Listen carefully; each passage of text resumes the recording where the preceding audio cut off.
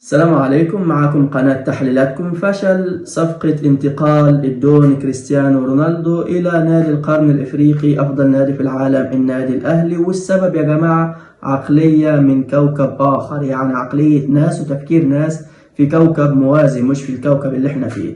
طبعا احنا عارفين النادي الأهلي يا جماعة الفترة الأخيرة انتشر طبعا إن هو بيفاوض بجدية الدون كريستيانو رونالدو علشان ينضم للنادي الأهلي، سواء في يناير اللي جاي أو في الانتقالات المخصصة لبطولة كأس العالم للأندية اللي هي تبدأ من 1/6 لحد 10/6 قبل انطلاق البطولة بموعد رسمي 15/6/2025 بشكلها الجديد ب 32 فريق طبعا. والناس كلها متحمسة سواء في السعودية أو شركات التسويق العالمية الرياضية كلها متحمسة عايزة تشوف الدون كريستيانو رونالدو في مواجهة طبعا الأسطورة ليو ميسي، طبعا كمباراة أخيرة تجمع الأسطورتين قصاد بعض في مباراة ومحفل رسمي. يعني مفيش احتفالية أفضل من كده ومفيش مباراة أفضل من كده إنها تختم مسيرتهم الكروية في مباراة رسمية في المونديال العالمي بشكله الجديد. وخاصة إن النادي الأهلي وقع في مجموعة إنتر ميامي اللي بيلعب فيها ليونيل ميسي، وخاصة إن الأكثر والأزيد من كده الأهلي هيواجه إنتر ميامي في الافتتاح. فبالتالي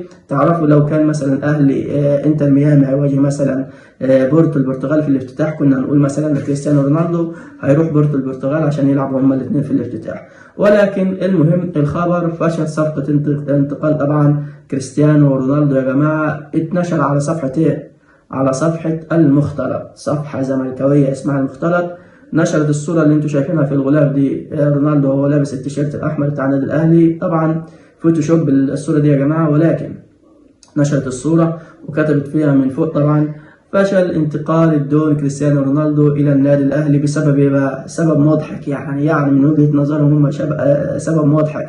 والسبب طبعا رفض محمود كهربا التخلي عن رقم 7 لصالح الدون كريستيانو رونالدو مع ايموشن ضحك كده. يعني هم بيحفلوا على النادي الأهلي، يعني احنا نفهم من كده انتوا بتحفلوا على النادي الأهلي صح؟ بتحفلوا على النادي اللي رايح بيدرس يجيب صفقة عالمية زي كريستيانو رونالدو علشان يلعب ويدعم صفوفه في كأس العالم للأندية بشكلها الجديد وسط 32 فرقة عالمية من أفضل فرق العالم الأوروبية والآسيوية والإفريقية واللاتينية. انتوا بتتريقوا علينا علشان كده؟ انتوا متخيلين انتوا وصلتوا لمرحلة بتتريقوا على النادي الأهلي اللي بيفكر بيدعم صفوفه بالدون علشان يلعب في بطولة عالمية؟ طب انت عارف النادي الأهلي لعب في البطولة دي كم مرة؟ بطولة كأس العالم يعني كم مرة لحد الآن؟ بالمباراة إن شاء الله بإذن الله اللي هيلعبها مع باتشوكا المكسيكي هيبقى لعب 27 مباراة في كأس العالم. تخيلوا إن هو رقم واحد، مش رقم 2 ولا 3، رقم واحد في العالم لعب مباريات طبعا في بطولة كأس العالم للأندية 27 مباراة. تخيلوا الأندية المصرية كم مباراة؟ 0. لم ينجح أحد، لم يشارك أحد، 0 مربع. ما فيش ولا فريق مصري لعب في بطولة كأس العالم للأندية. الأهلي مش هو الوحيد المصري، لا ده هو الأول في العالم في مشاركات طبعا مباريات كأس العالم للأندية. طب تخيلوا إن أنتوا بتتريقوا علينا مع النادي اللي ماليش منافس في العالم كله في القارات كلها حصولا على البطولات القارية غير ريال مدريد الأسباني. ريال مدريد رقم 1 وإحنا رقم 2. أنتوا تعرفوا الأهلي يعني وصل فين؟ ريال مدريد أكتر نادي حصل بطولات قارية في العالم، تحتيه على طول النادي الأهلي مركز ثاني. فأنتوا بتتريقوا صفحة المختلط دي بتتريق علشان إحنا ما عرفناش مثلا دي. لا طب أنا أقول لكم السبب الرئيسي اللي أدى إلى فشل صفقة طبعا انتقال كريستيانو رونالدو، مش علشان محمود كهربا عاوز رافض يتخلى عن رقم 7، لا.